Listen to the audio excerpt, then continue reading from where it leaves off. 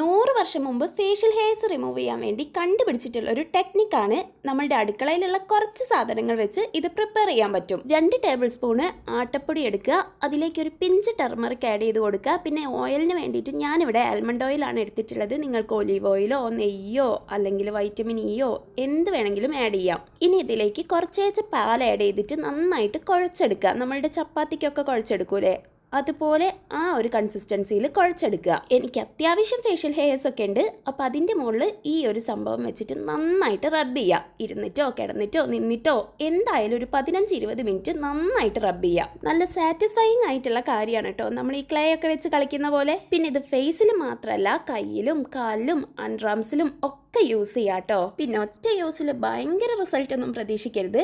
ആഴ്ചയിൽ ഒരു ദിവസം വെച്ചിട്ട് 4 വീക്കൊക്കെ ചെയ്യുകയാണെങ്കിൽ വിസിബിൾ ആയിട്ടുള്ള ഒരു റിസൾട്ട് തന്നെ കിട്ടും. പിന്നെ ഞാൻ വിചാരിച്ച പോലെയല്ല കേട്ടോ, അത്യാവശ്യം നന്നായിട്ട് ഫേഷ്യൽ ഹെയർസ് റിമൂവ് ചെയ്യുന്നുണ്ട്. പിന്നെ ഫേസ് നന്നായിട്ട് ബ്രൈറ്റ് ആയ പോലെയും ഫീൽ ചെയ്യുന്നുണ്ട്. അതായത് നമ്മളുടെ ഡെഡ് സ്കിൻ സെൽസ് ഒക്കെ റിമൂവ് ചെയ്യുന്നുണ്ടാവും.